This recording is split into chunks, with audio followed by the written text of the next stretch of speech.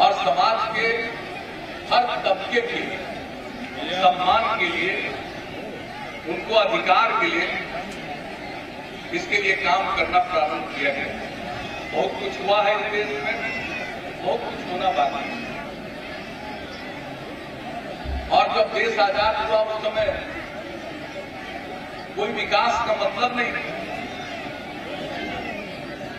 शुरू के तो कुछ तबकों में लोगों को इसी में प्रसन्नता थी कि हमारा देश आजाद, लेकिन धीरे धीरे सबके मन में विकास की आकांक्षा जगने लगी।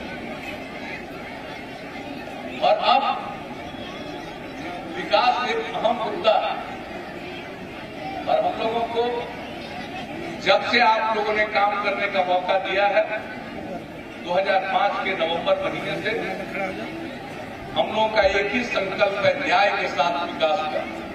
हम सिर्फ विकास की बात नहीं करते, हम न्याय के साथ विकास की बात करते। और न्याय के साथ विकास का मतलब है हर तबके का विकास और हर इलाके का विकास। हमने समाज के किसी वर्ग को नहीं उपेक्षित किया, और बिहार का कोई इलाका नहीं है जिसकी उपेक्षा की गई। हर इलाके का विकास करते हुए समाज के हर तबके की तरक्की के लिए हम लोगों ने काम किया।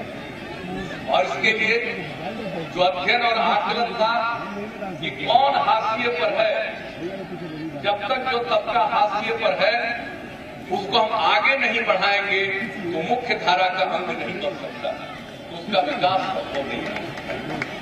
इसलिए हम लोगों ने काम शुरू किया। और जो सबसे पहला काम हम लोगों ने क्या किया, पंचायती राज व्यवस्था चुनाव हुआ था 2001 में, लेकिन 2001 के चुनाव में किसी को आरक्षण नहीं था, न अनुसूचित जाति को था, न अनुसूचित जनजाति को था, न महिला को था इस बिहार में। जबकि संविधान में प्रावधान पानी आ रहा है, लेकिन यहाँ लागू नहीं कर सके थे। जब हम लोगों को काम करने का मौका मिला नवंबर 2005 में, और फरवरी के बाद से 2006 में चुनाव होना, हम लोगों ने सबसे पहला काम किया पंचायती राज व्यवस्था में जो संविधान के मुताबिक आरक्षण लागू होना चाहिए उसको सुनिश्चित करने की हम लोगों ने कोशिश की। उसके लिए ऑर्डिनेंस लाया, अध्यादेश लाया, और तत्काल उसको कानून का रूप दिया गया।